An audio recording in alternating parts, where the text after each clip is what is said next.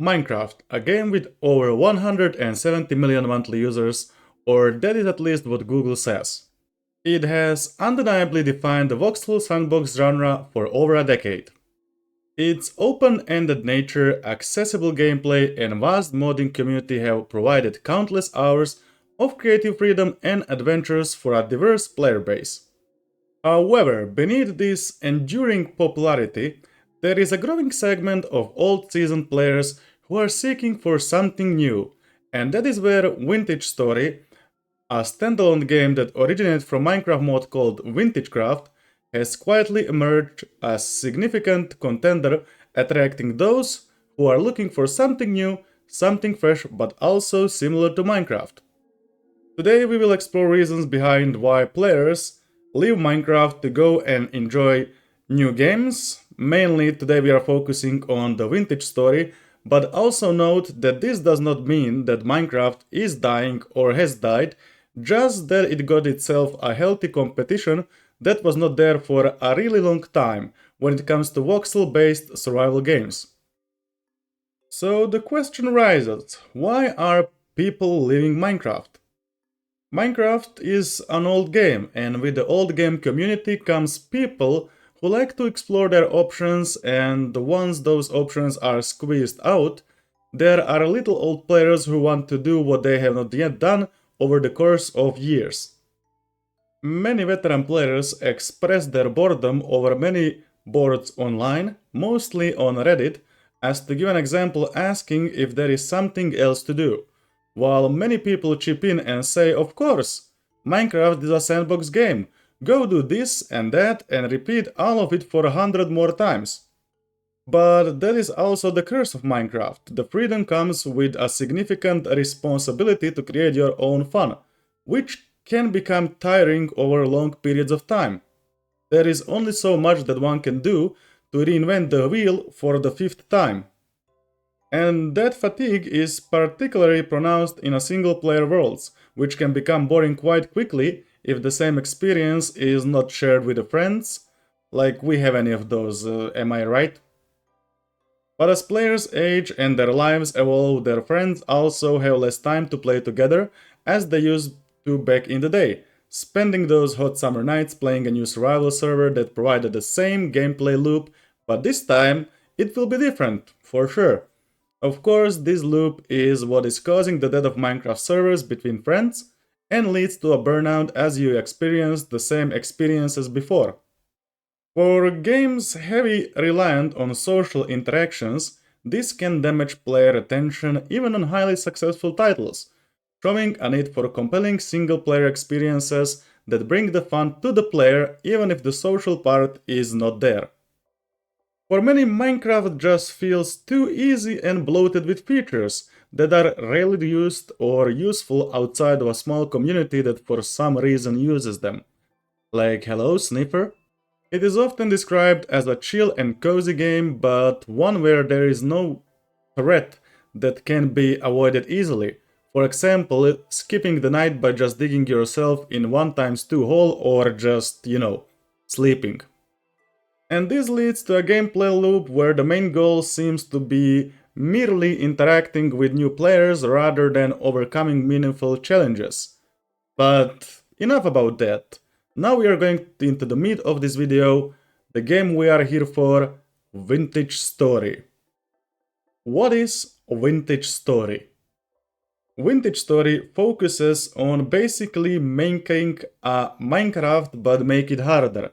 There are things to craft outside of 3x3 crafting grid, there are threats that are actually dangerous, and many game mechanics which will turn into a real survival challenge rather than another Minecraft ripoff with same mechanics, trying to ride the hype that is, let's be honest, long time extinct. Vintage Story can be described as a crafting survival game with deep mechanics but make it have some lore too. Oh, and boy, I won't spoil that for you as the lore of this game is pretty interesting. All praise our God and Savior Dave. And now, the time to talk about why this game took my heart for a ride. It honestly feels like it was replaying Minecraft for the first time once again. And even a year later, Still am replaying it just because it has so much stuff to do, which is a good thing rather than speedrunning stone, iron tools, iron armor, diamonds, or maybe not even diamonds. Go to the end, kill dragon, boom, you finish the game, and now 99% of players are bored as they itch for more than building. But building even a basic house in Vintage Story takes a few hours and can take even longer for freshly spawned players who have no idea even the basic stuff and how the game works. But do not take that as a downside. Actually, for me, my crazy head, it's actually pretty rewarding, as I actually feel I did something rather than chop down a few trees, craft planks, doors, boom, house. No. Here, you need first gather your senses, see what is around you, find a flint, knap that flint into an axe head, chop down the tree, and oh, what is that? You can't craft planks? That is right, you need to find copper. On the copper journey you go. To get copper, you need to find copper bits. Cool, you found them, but to make copper ingots, you need to smelt it. No biggie. Now, how do I smelt copper? Well, you need charcoal, and how do you make charcoal? By chopping more wood, making that wood into fire logs, creating a fire pit, and firing that fire pit for one in-game day to create charcoal. Once that is done, you also need crucible, which needs clay. When you get that clay, you need to smelt raw crucible into well-smelted crucible, which only then once you got copper, charcoal, crucible, and a fire pit, can be smelted into liquid copper. But then you also need tool casts, which you need to pour your, well, molten copper in. And then wait even more for that copper to cool down, so you can craft your saw, so you can create your planks. As you can see, this game's start is like 10 times more expanded than Minecraft's wood to stone to iron, smelt iron, and you are in the Iron Age start. But with all that said, let me list a few reasons why this game captured my heart and made me feel like a kid once again. First of the reasons is active development. Yep, you heard it right, the game actually has developers who develop the game but also listens to the community to find the best possible options between what the player base wants and what developers imagined the game to be. On their Discord you can have development sessions where they stream their process of creating the game assets, and well, basically anything connected to the game development. You can watch and chime in on it all.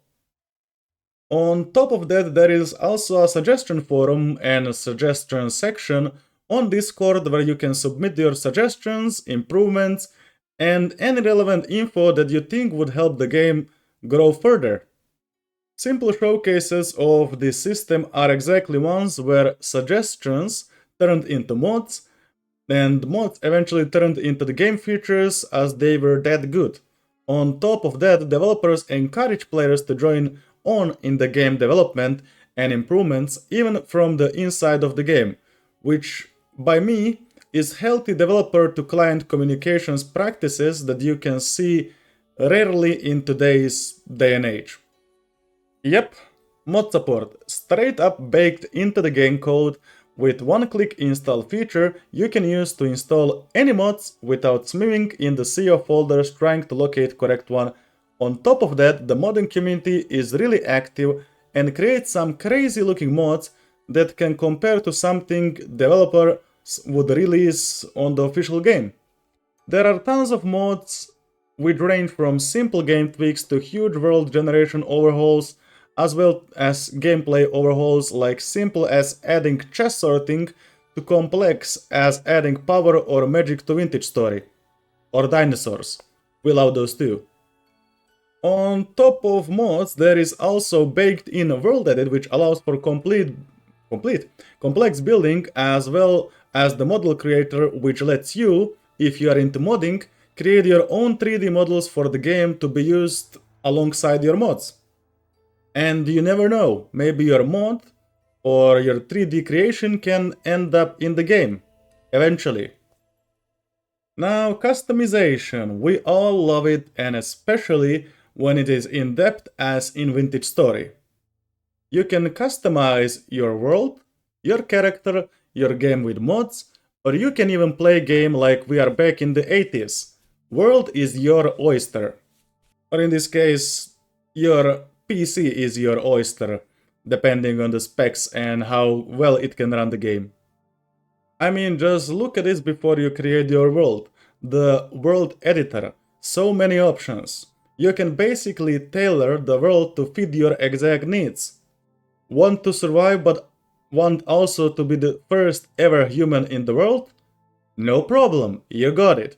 Want the world to be way harder than intended? You got it. Creative? We got that here too. And with chiseling, you can really make your builds unique. And just to put that out there, I suck at the chiseling, but I am looking to improve. So for that matter, I'm just gonna show some crazy chisel builds from the users of the Vintage Story community, because I'm not really that good at showing the full extent of the chisel tool. Oh, and once you load up in the world, look at the character editor. You can edit skin tones, and there is actually a game lore that I won't spoil for those skin tones. Eye colors, clothes, your voice, which for some reason sounds like instruments. Odd but also interesting design choice. Hair types, mustache, beard, hair color, and then once you created your character comes the class picking.